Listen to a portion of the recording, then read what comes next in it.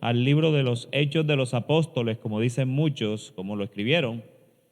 Sin embargo, yo siempre digo Hechos del Espíritu Santo, usando apóstoles para llevar a cabo la obra del reino de Dios. Y vamos a estar ahí en el capítulo 2 y vamos a estar leyendo los versículos 42 y 43 y luego el 46 y el 47. Así que estemos ahí un momento para poder leerlo en un instante. Cuando nosotros hablamos de vivir el Evangelio, pareciera que nuestras mentes de manera automática pensaran que se trata de cómo el mundo nos ve. Cuando hablamos de vivir el Evangelio, siempre pensamos en cómo me ve mi familia, en cómo me ve mis vecinos, en cómo me ven en mi trabajo. Normalmente hablamos de vivir el Evangelio y a nuestros pensamientos se nos viene el cómo nos deben ver en cada una de esas áreas conforme al rol que tú ocupas en tu vida diaria, ¿verdad?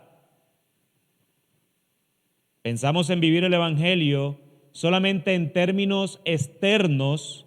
Sin embargo, creo, y sin temor a equivocarme, que si nosotros pensamos en el término de vivir el Evangelio por fuera de la iglesia únicamente, estamos cometiendo un error abismal en nuestras vidas. Dado que es acá dentro de la iglesia, en la comunidad, en donde somos entrenados, en donde somos capacitados, en donde somos edificados con el fin de poder enfrentarnos a cualquier situación que se nos presente en nuestras propias vidas.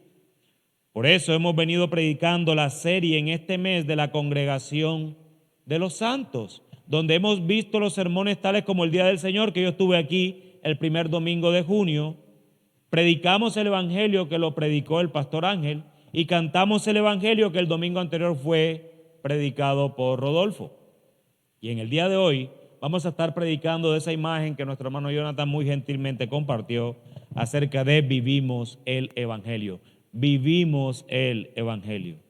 Nos enfocaremos en cómo vivimos el Evangelio o cómo desde el mismo corazón del liderazgo de una iglesia buscamos vivir el Evangelio dentro de nuestro contexto local llamado Sincelejo, el cual no es diferente de cómo los cristianos que encontramos en la Escritura lo vivían.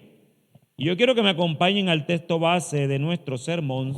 Sin embargo, quiero hacer una claridad. Cuando estemos allá al final en las aplicaciones prácticas, veremos muchos pasajes para ver las implicaciones de cómo en la práctica debemos vivir el Evangelio. Así que si tú eres de las personas que anota, cógeme la pista rápido que yo voy sin freno.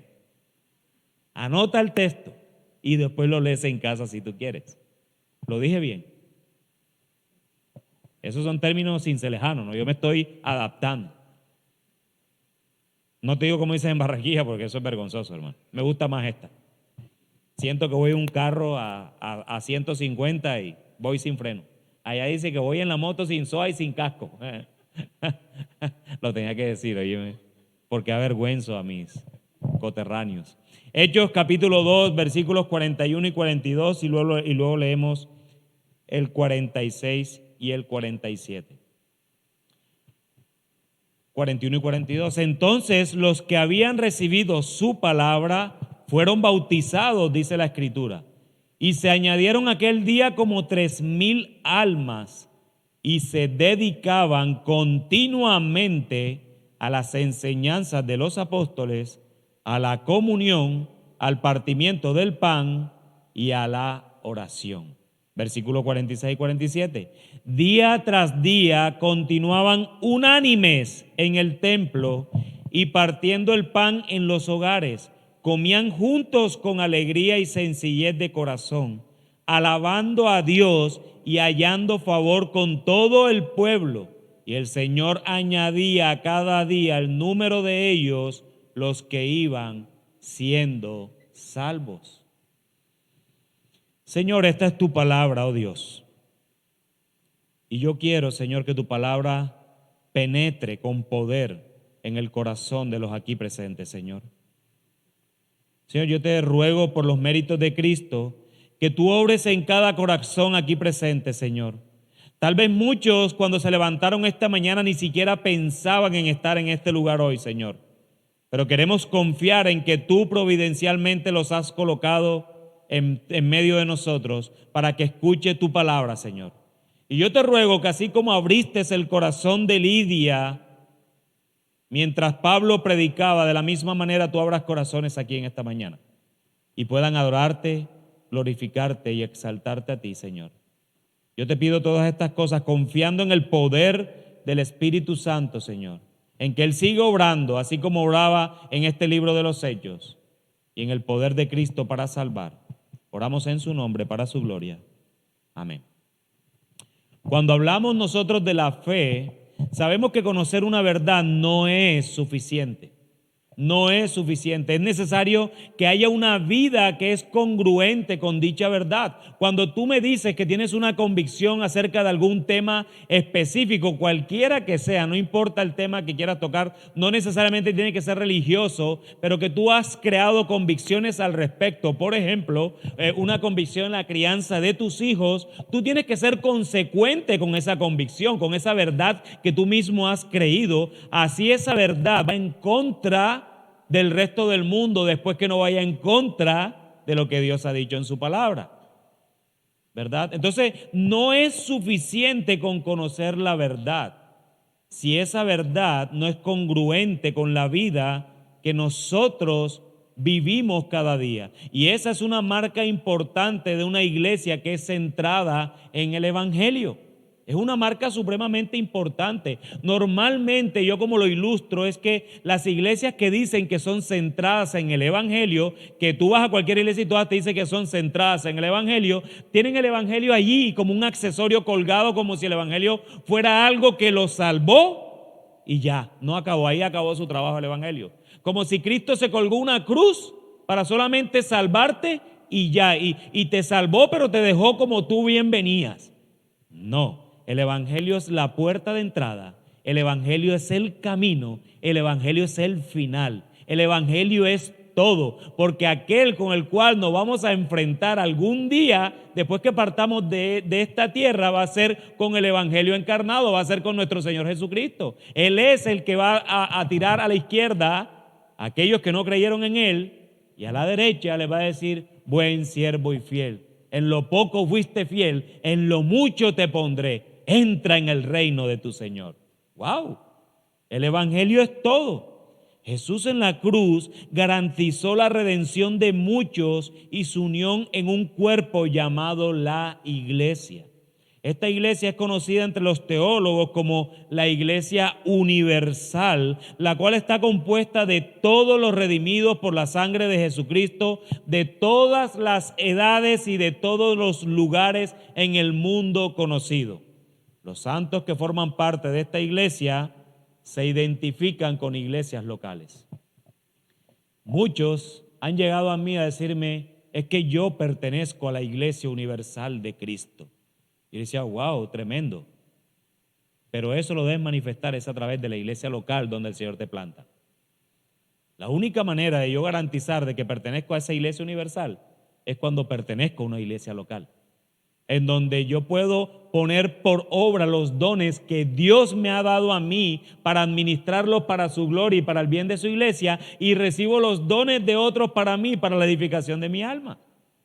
Entonces el punto es que yo pertenezco a la iglesia universal y lo sé porque yo pertenezco a una iglesia local. La intención del Señor no solo fue ganar a un pueblo para sí, sino que su propósito es que dicho pueblo se reúna y tenga comunión. La razón de esta comunión es ejercitar el servicio a Cristo y también poder encarnar el Evangelio. Es a través de la vida en comunidad que los creyentes experimentamos el sufrir por otros, amar a otros y servir a otros, y ese es exactamente el sentir del Evangelio. Jesús sufrió por otros, Jesús amó a otros, Jesús sirvió a otros. Así que lo que nosotros hacemos es sencillamente lo que ya Cristo hizo por nosotros y que ahora nos ha salvado, y no solo nos ha salvado, sino que ahora nos capacita para hacer lo que Él mismo pide que hagamos. Así que Dios no nos abandona, Dios no nos deja solos, Dios no es ese Dios el cual tú has creído y de repente te dejó como la teología del Chapulín Colorado, sálvese quien pueda. No, Él nos salva. Y no solo nos salva, sino que llena nuestra alma y nuestro corazón de Él y nos capacita de tal manera para hacer las obras que Él mismo ha preparado de antemano para que nosotros caminemos sobre ellas. Dios hace toda la obra. Dios es hermoso.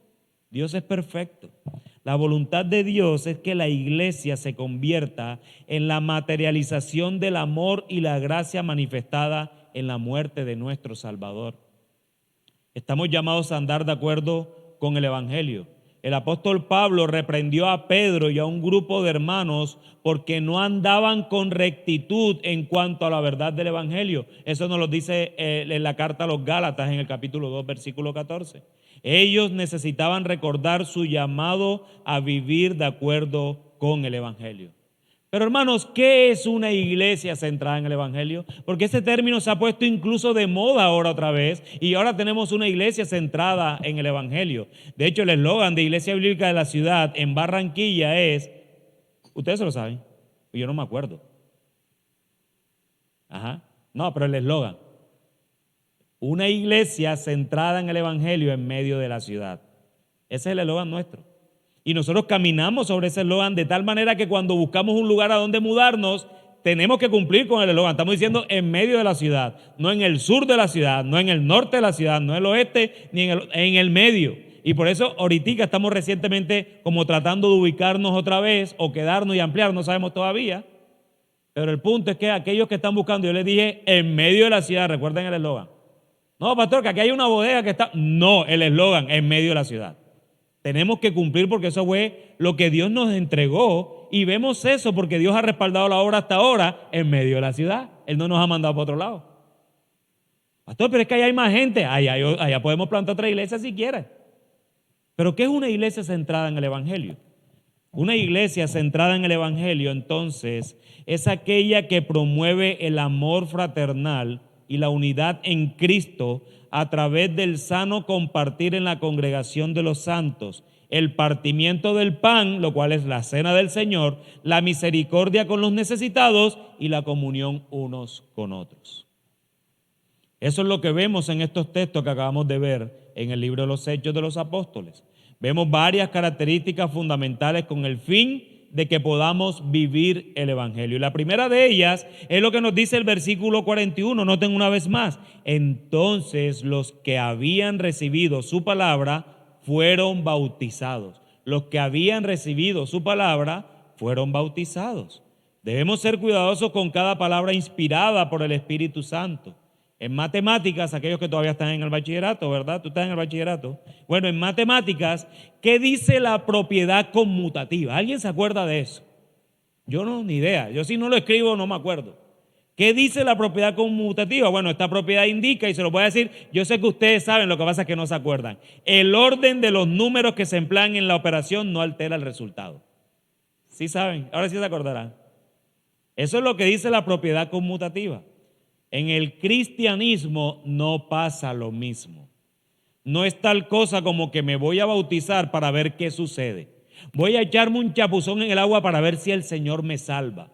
No, el texto nos indica que aquellos que fueron bautizados previamente recibieron su palabra. Es decir, Dios obró en la regeneración del corazón de las personas, de aquellos previamente para poder recibir su palabra. Preparó el corazón de los que habían de escucharla para que posteriormente fueran bautizados. Eso fue lo que Dios hizo en el corazón de Lidia, como acabé de orar, cuando el apóstol Pablo predicaba lo que decía la Escritura. Entonces, hermanos, es allí cuando comienza tu vida en el Evangelio. Normalmente muchos predican el Evangelio diciendo, ven al Evangelio para que se te acaben los problemas. Ven al Evangelio que vas a ser sanado. Ven al Evangelio que vas a prosperar. Eso es lo que normalmente escuchamos por televisión y por muchos canales y en vivo y en directo. Pero yo les tengo una noticia, hermano. Cuando nosotros llegamos al Evangelio, apenas es que comienzan los problemas. Es cuando realmente comienzan. ¿Saben por qué? Yo no voy a romantizar el Evangelio, porque antes de que tú conocieras a Cristo, los problemas que tú tenías era porque sencillamente tú tomabas malas decisiones y te dabas cuenta y después cómo resuelvo la mala decisión que tomé. El punto es que cuando tú llegas al evangelio comienzan tus problemas, porque ya no es con lo que tú decidas, lo que tú pienses, sino que lo que tú decides o pienses va a estar confrontado por la palabra de Dios, y ahí es donde empiezan los problemas, porque es la carne queriéndose levantar en querer hacer en contra de lo que Dios dice, versus el espíritu que ha sido rescatado por el Señor, el alma salvada por el Señor, y esa lucha, ese problema lo vas a tener, ¿sabes hasta cuándo? Para que se te quite la emoción, hasta que mueras. Hasta que mueras. Porque nosotros somos pecadores redimidos por la sangre de Cristo.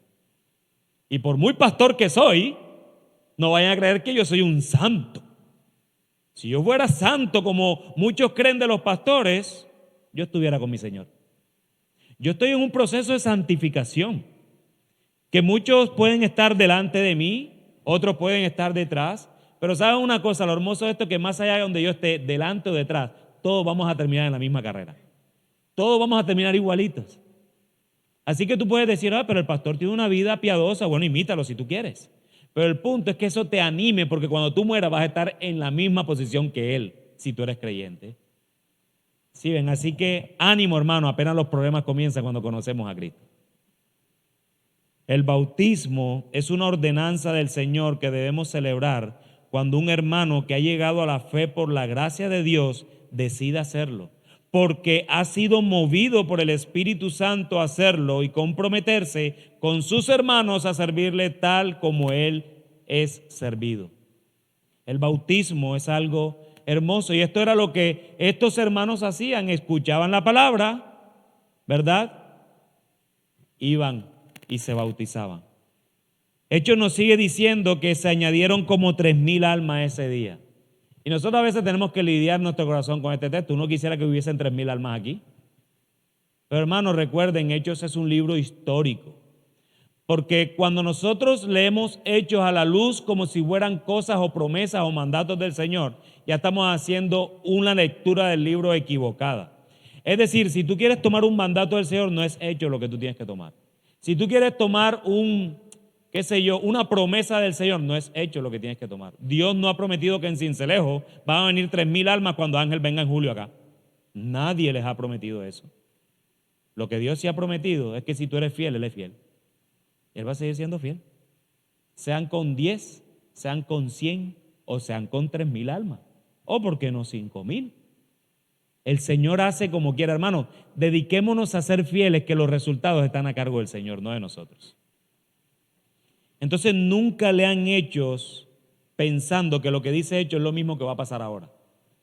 Hechos es un libro de principios, nos ayuda a tomar decisiones eclesiales por algunas cosas que vemos que los apóstoles hacían, de cómo, por ejemplo, escogieron diáconos dentro de la iglesia en Hechos capítulo 6, ¿verdad? Entonces cogemos principios, pero no lo podemos tomar como un mandato, porque es que Hechos dice, ahí ya pierdes la discusión, porque no es lo que Hechos diga. Es lo que vemos en Hechos que nos puede ayudar en este contexto particular de nuestra iglesia, porque son principios. Entonces Hechos nos sigue diciendo que se añadieron como 3,000 almas, pero miren lo que a mí me interesa de esas 3,000 almas. Dice, y se dedicaban continuamente a las enseñanzas de los apóstoles, a la comunión, al partimiento del pan y a la oración.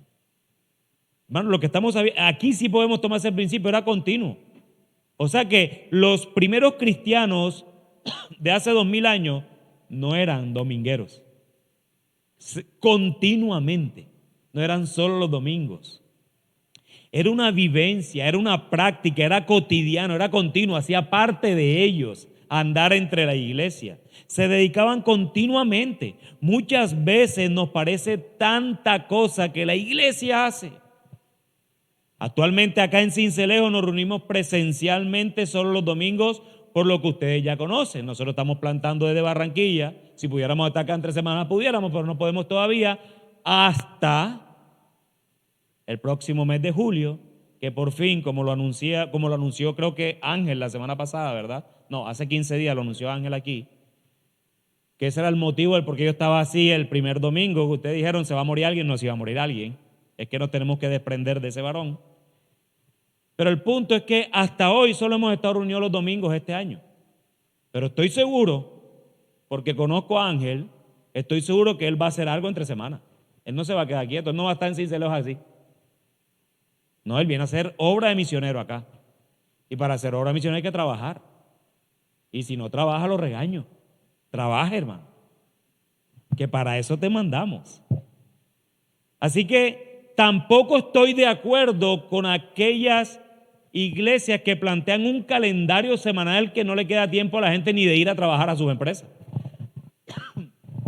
Lunes en la mañana ayuno, lunes al mediodía ayuno, lunes en la tarde ayuno y en la noche reunión. Tenemos reunión de miembros.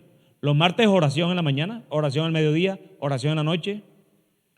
Los miércoles descansen en sus casas, pero estén orando. Los jueves servicio de oración, los viernes el discipulado, los sábados el instituto, obvio, todo instituto que se repite tiene que haber sábado. Y los domingos vengan a la iglesia. Ay, que cuando nos hemos ido. Y ese es el punto que a veces no caemos en cuenta. Yo no estoy en desacuerdo con que hay que hacer cosas entre semanas porque el domingo no es suficiente. Pero el punto es que no puedo saturar a la iglesia de tal manera que por gracias a la iglesia he visto matrimonios acabados, he visto familias rotas, he visto relaciones acabadas y perdidas por causa de que el otro le dice a él, pero es que si tú vives en la iglesia. Así que si bien es cierto, el domingo creo no es suficiente, también es cierto que tú no tienes que estar de lunes a domingo metido en la iglesia todo el día, porque tenemos que ir a trabajar. Y una de las cosas que recuperó la reforma protestante o los protestantes cuando la reforma llegó en 1517 y subsecuente, es decir, que el lugar donde tú estás trabajando, ese es un llamado divino. Porque ¿qué fue lo que la Iglesia Católica le metió en la mente a todos sus feligreses? Lo que decía la Iglesia Católica es el clero, los sacerdotes y todo su conjunto de servidores alrededor. Ese es un llamado supremamente importante, es lo mejor que podemos ser. Mientras que la Reforma Protestante dijo, no, los pastores no son mejor que la grey que no trabajan como pastores. ¿Por qué? Porque el lugar donde tú trabajas es el llamado divino que Dios te ha hecho para que sirvas a Dios allí. Entonces, si bien es cierto, ser pastor es una responsabilidad grande, no es lo más importante de la iglesia. Yo siempre se lo digo a la iglesia en nuestro local, yo no soy lo más importante aquí y Ángel tampoco. Porque de hecho les digo, si aquel que está en puerta no la abre, ¿yo a quién le predico aquí?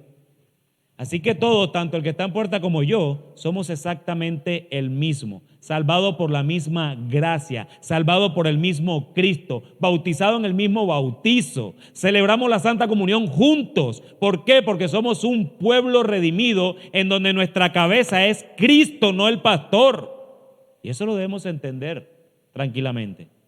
Pero usan la iglesia y se apoderan de la iglesia enseñoreándose y terminan no viviendo el evangelio como lo deben vivir.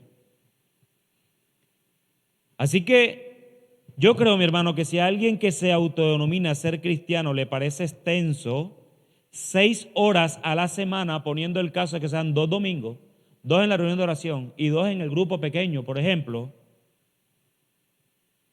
yo creo que tú no estás preparado para estar en la eternidad con Cristo. Porque si 6 horas, ¿de cuántas horas tiene la semana? 24 por 7, 160 y algo, ¿verdad? Y solo 6 vas a tener comunión plena con la iglesia. Y te parece muchísimo, yo creo que tú no estás preparado para la eternidad. Estos hermanos de la iglesia del primer siglo se dedicaban continuamente por lo menos a 4 cosas que vemos en el texto.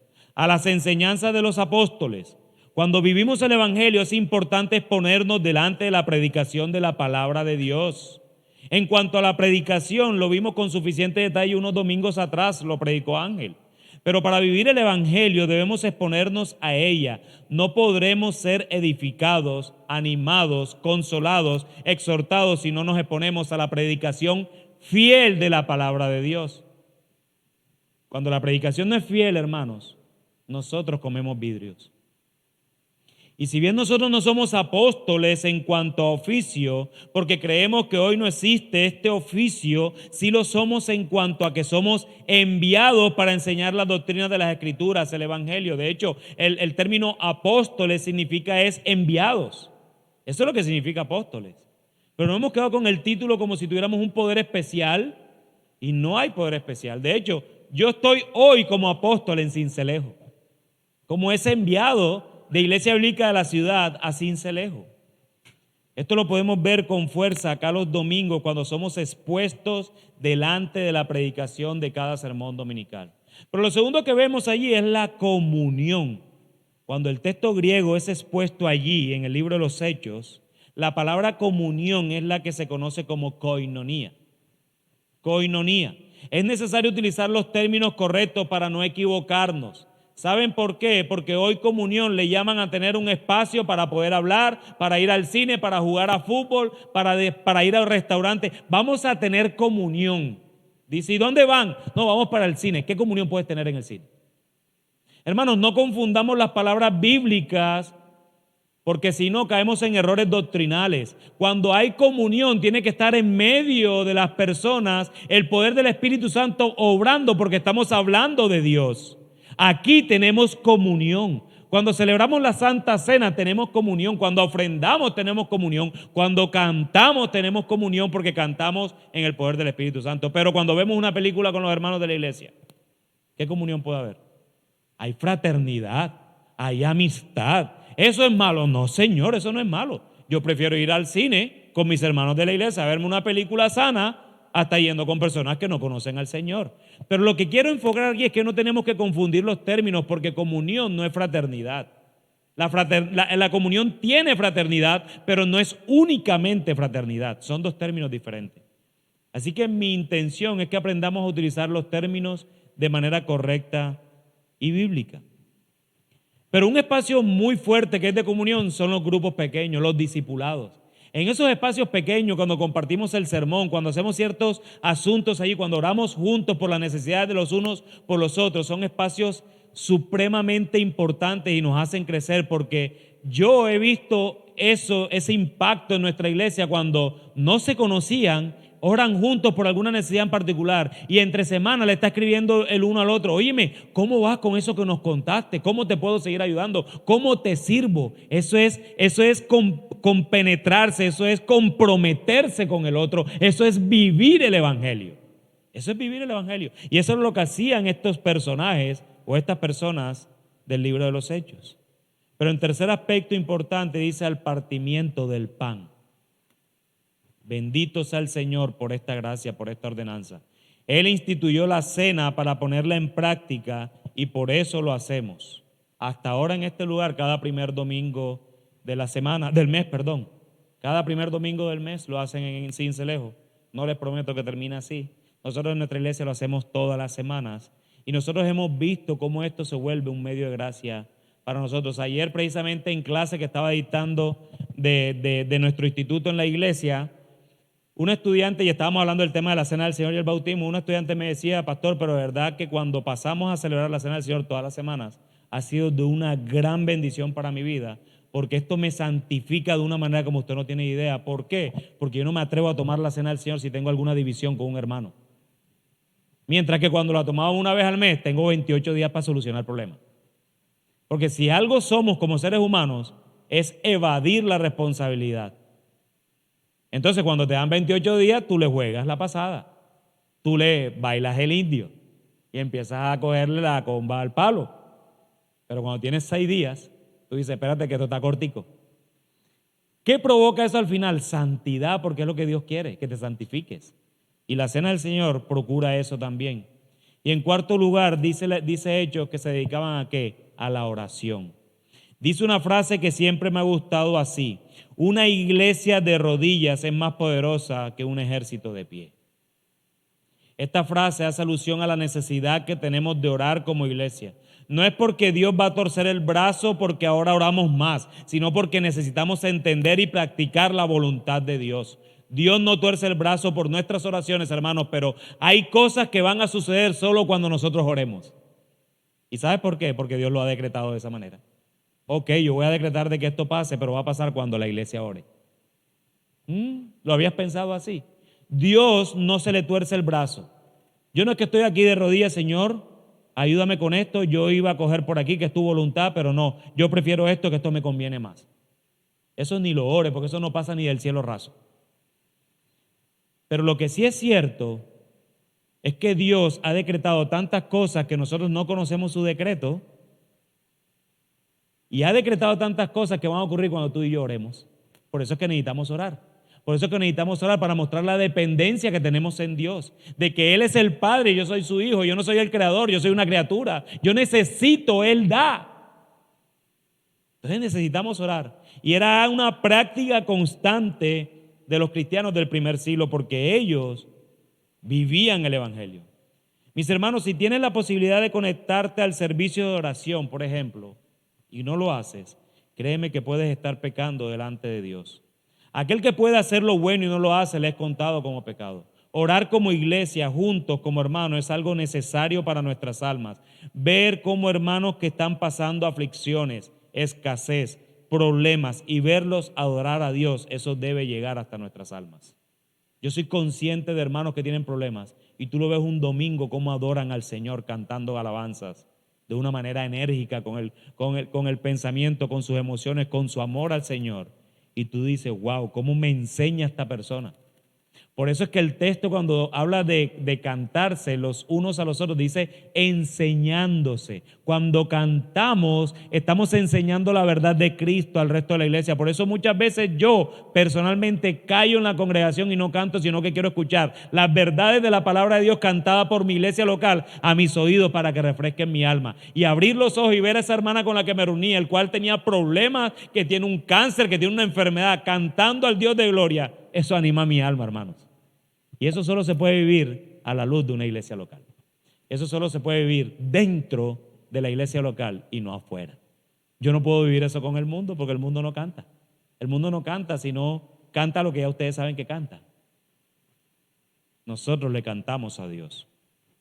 Y me gusta cómo termina Lucas esta parte en los Hechos, y son los versículos 47 y 48 que yo ahorita leí. Día tras día continuaban unánimes en el templo y partiendo el pan en los hogares. Comían juntos con alegría y sencillez de corazón, alabando a Dios y hallando favor con todo el pueblo. Y el Señor añadía cada día al número de ellos los que iban siendo salvados. Vemos cómo el autor enfatiza en la continuidad que ya hablamos hace unos minutos atrás. Día tras día continuaban unánimes en el templo. Qué hermoso esto, amados. Quiero pensar en cómo amistades se forjan dentro de la iglesia, como el Señor nos bendice a través de hermanos. Yo no puedo entender cómo alguien de la iglesia, cuando ya la iglesia es madura, me puede decir que su mejor amigo, primero, a veces yo he escuchado testimonios con mi mejor amigo no es creyente. ¿Cómo tu mejor amigo no es creyente? ¿Cómo tú andas en yugo desigual? Hemos adoptado el yugo desigual única y exclusivamente al matrimonio, como si eso fuera lo único que el apóstol Pablo le está diciendo a los corintios, que yugo desigual. No andes con Baal, no comas en la mesa con aquellos. ¿Cómo tu mejor amigo no puede ser creyente?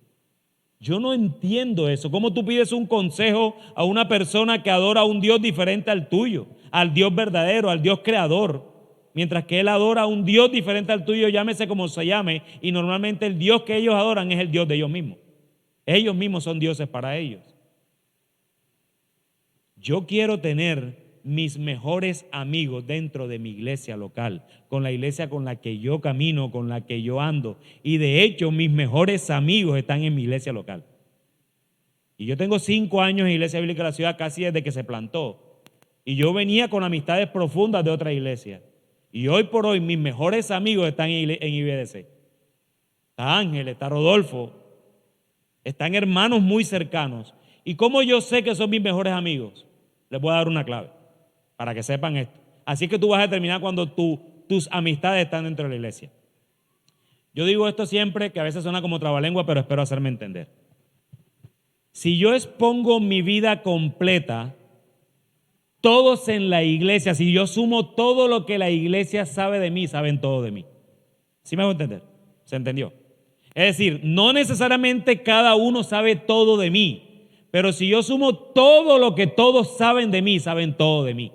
No hay nada en mi vida que alguien de la iglesia no lo sepa, para hacerme entender. Entonces yo puedo entender que mi mejor amigo está aquí. Mi mejor amigo está aquí. Y de hecho que yo soy rápido para hablar de lo mío. A mí me pregunta cualquier cosa y yo voy soltando toda de una.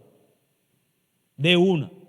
Y yo quiero hermanos, quiero amigos, quiero partner, quiero socio, quiero llave dentro de la iglesia que me hagan preguntas difíciles. Sobre una pregunta que a nadie le gusta que le hagan, el bolsillo. ¿Tú qué haces con el dinero? Y ahora, y si eres pastor, te quieres montar en una cima donde no quieres que te toquen. Pero yo tengo hermanos en la iglesia que me preguntan, pastor, ¿cómo estamos de presupuesto? Mándame tu presupuesto. Y yo lo mando. ¿En qué te estás gastando el dinero? Rendir cuentas hace parte de tener una buena amistad. Si yo no le rindo cuentas a nadie, hermanos, eso me va a costar tarde que temprano. Eso me va a costar. Y yo no tengo ningún problema, y te está hablando un pastor de una iglesia, en decirle a cualquier hermano mis temas financieros. Cualquier hermano, miembro de nuestra iglesia que me demande alguna información, la tiene abierta para mí. Por eso es que yo creo que mis mejores amigos tienen que estar con la gente con la que voy a pasar la eternidad. Tal vez yo tengo otros hermanos, ustedes en Cincelejo son mis hermanos, los amo, hermanos. Los amo con todo el corazón. Pero con los que yo camino todos los días están en Barranquilla.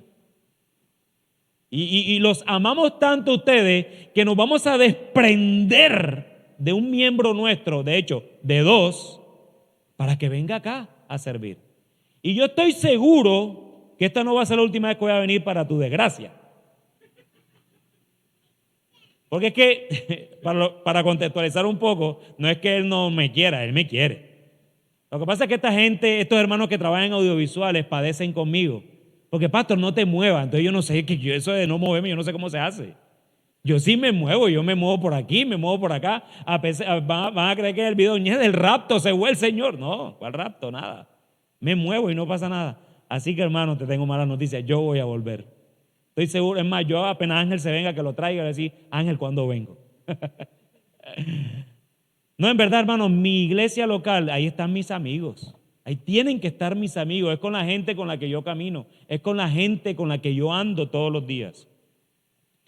Pero estos hermanos del primer siglo no solo continuamente, sino que dicen, partían el pan en los hogares.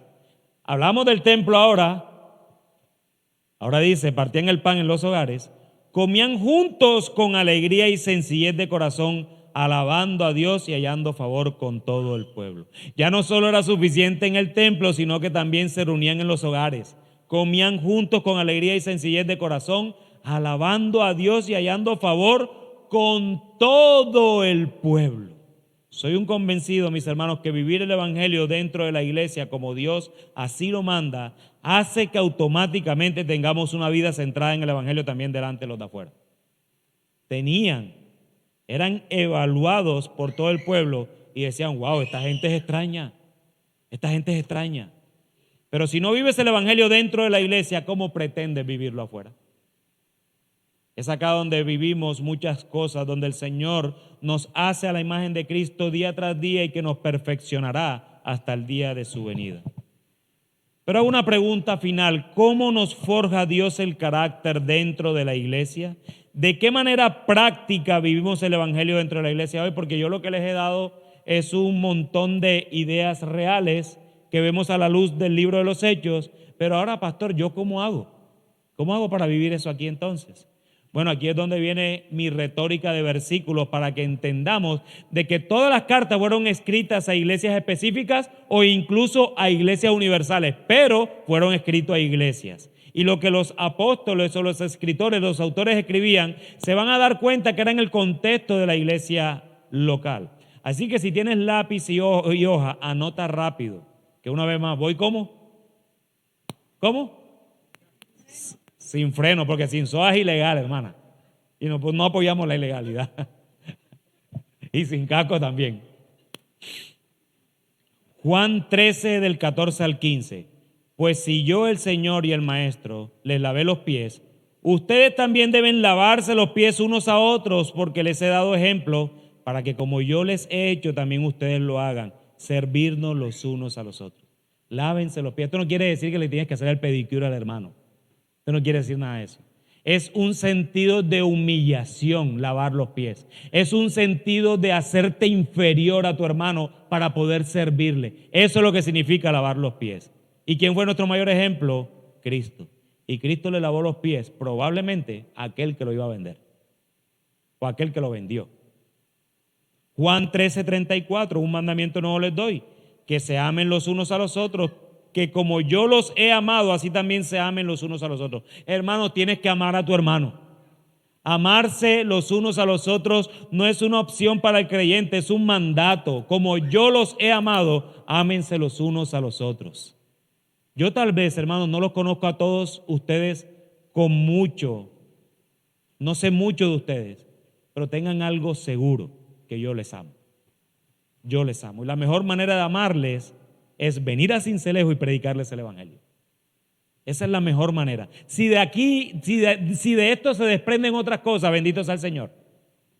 Pero es una manera manifiesta de amarles a ustedes. Es venir, que mi familia venga conmigo, acompañarme, que mis hijos vengan conmigo, que Mile haya venido con nosotros. Es amarles a ustedes. Porque nosotros creemos que hay pueblo de Dios en Sincelejo. Y yo no voy a preferir a un impío que a un hermano en la fe. Y por eso les amo, viniendo hasta acá. Romanos capítulo 12:5. Así nosotros, que somos muchos, somos un cuerpo en Cristo e individualmente miembros los unos de los otros. Hermanos, tú eres miembro de un cuerpo en el cual estás vinculado a otro. Eso es algo que es una unión que no puede separar. Cuando nosotros padecimos en el año 2008 de mi cuñado, él perdió un miembro de su cuerpo porque pisó una mina de estas quebrapatas. Él era del Ejército Nacional. Y nosotros pudimos evidenciar realmente el desprendimiento de un cuerpo, de un miembro del cuerpo, el cual no solo es doloroso, sino que es extrañable. Hermano, yo les voy a decir algo. Ángel se viene para acá, él se está desprendiendo del cuerpo local de Iglesia Bíblica de la ciudad. Nosotros amamos lo que está pasando en el reino y que sobre todo que Dios use pecadores como nosotros en Barranquilla para plantar algo en Sincelejo. Estamos gozosos, pero eso no quiere decir que no duela. Y saben una cosa, lo que yo aprendí esa vez con mi cuñado es este sentir de creer que el miembro está allí, pero no está. Y a veces él no tenía la prótesis y él sentía que la tenía y caminaba y se iba en falso. Bueno, tú eres ese miembro que cuando no estás haces caminar en falso al cuerpo. A veces él sentía rasquiña, pero ¿dónde? Si qué es lo que te rasca si no tienes la pierna. Es increíble cuando un miembro es desprendido del cuerpo, porque cuando un miembro se va, el cuerpo se duele. Cuando un miembro se amputa, el cuerpo se duele. Cuando un miembro se hiere, todo el cuerpo lo sufre, dice la Escritura. O tú no te has dado cuenta, por ejemplo, alguien aquí se ha cortado alguna vez, ¿verdad? Mi esposa se cortó esta semana. Cuando tú te cortas una rajita de esas que arden, tú no ves el dedo chiquitico solamente sufriendo, no, tú sientes el sufrimiento. Mi esposa ayer decía, me tengo que curar esto porque esto me duele. Ella se estaba quejando porque sentía que el parte del cuerpo estaba herida. Todo el cuerpo lo sufre. ¿Sí ven? Ahora yo te pongo un ejemplo. Córtate la mano tú para ver si a mí me duele. O sea, me duele que te duela, pero no me duele que te cortes. ¿Sí me entienden? Me duele que te duele, pero no me duele el hecho del dolor físico porque yo no me he cortado. Pero cuando un miembro del cuerpo padece, todos padecemos. Por eso es que el cuerpo de Cristo es la analogía que usa Pablo para describir a la iglesia. Somos unos miembros del otro. Aquí hay un ojo, aquí hay un pie, el meñique, ¿verdad? Aquí hay un pie, aquí está la pestaña, por allá está otro ojo, por allá está la nariz, por allá está el oído. Nos necesitamos los unos a los otros. Y eso es lo que Pablo está diciendo. Romanos 12, 14, 13. Por tanto, ya no nos juzguemos los unos a los otros, sino más bien decidan esto: no poner obstáculos, piedra de tropiezo al hermano. ¿Sí se dan cuenta en qué contexto estoy relatando todos estos textos? Los unos a los otros, los unos a los otros, los unos a los otros. Romanos 15, 7. Por tanto, acéptense los unos a los otros como también Cristo nos aceptó para la gloria de Dios. Romanos 15, 14. En cuanto a ustedes, hermanos míos, yo mismo estoy también convencido de que ustedes están llenos de bondad, llenos de todo conocimiento y capaces también de amonestarse los unos a los otros. Romanos 16, 16. Salúdense los unos a los otros con beso santo. Hasta beso santo mandaba Pablo con los unos a los otros. Primero a los Corintios capítulo 4, versículo 6. Esto, hermanos, lo he aplicado en sentido figurado a mí mismo, y a Apolos por amor a ustedes, para que nosotros aprendan a no sobrepasar lo que está escrito, para que ninguno de ustedes se vuelva arrogante a favor del uno contra el otro. ¿Sí ven? Mandatos negativos el uno contra el otro. Gálatas 5:13, porque ustedes, hermanos, a libertad fueron llamados, solo que no usen la libertad como pretexto para la carne, sino sírvanse por amor los unos a los otros, servicio los unos a los otros. Gálatas 6:2, lleven los unos las cargas de los otros y cumplan así la ley de Cristo. Efesios 4:2, que vivan con toda humildad y mansedumbre, con paciencia, soportándose unos a otros en amor. Si se dan cuenta, hasta aquí solo han leído textos que dicen unos a otros, unos a otros, unos a otros. ¿En qué contexto está eso, hermanos? En la iglesia local. Eso es lo que se tiene que vivir aquí en Iglesia de Sincelejo. Es aquí donde se vive eso. No es los unos de aquí con los otros de allá, es los unos con los otros de aquí. Estas son cartas dirigidas a iglesias específicas, a los de Efesios, a los de Colosas, ¿verdad? A los Corintos, a los de Galacia, incluso Apocalipsis dirigida a 7 iglesias. Juan, las iglesias universal. Efesios 5:21, el texto favorito de muchos hombres. Sométanse unos a otros en el temor de Cristo. Pero usan ese texto para decirle a la esposa, te sometes a mí. Pero lo que yo leo en el texto es que dice, sométanse unos a otros. Ah, ¿cómo así? Que entonces tú te tienes que someter a tu esposa. Sí. ¿Y cómo yo me tengo que someter si el mandato dice que ella se someta a mí? Amándola como Cristo amó a la iglesia. De esa forma tú te sometes. Y dice también que yo me tengo que someter a mis hijos. Sí, sométete a tus hijos. ¿Cómo, pastor? Si yo soy el líder, yo soy la autoridad. Por eso sométete, no causando en ellos ira. Esa es la manera de someterse. Amándoles, instruyéndoles en la palabra de Dios y no causando ira. Porque es muy fácil reclamarles sometimiento a los hijos cuando tú no estás sometido a ellos, como Pablo dice que se sometan. Es muy fácil que el marido le diga a la mujer, sométete, cuando no se ha sometido amándola como Cristo amó a la iglesia.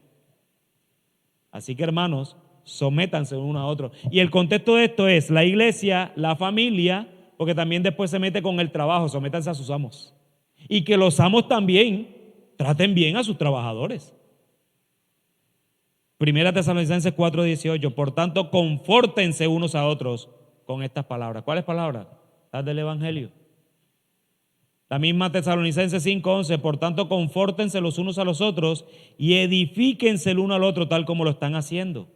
Hebreos 3:13, antes, exhórtense los unos a los otros cada día mientras todavía se dice, hoy, no sea que alguno de ustedes sea endurecido por el engaño del pecado.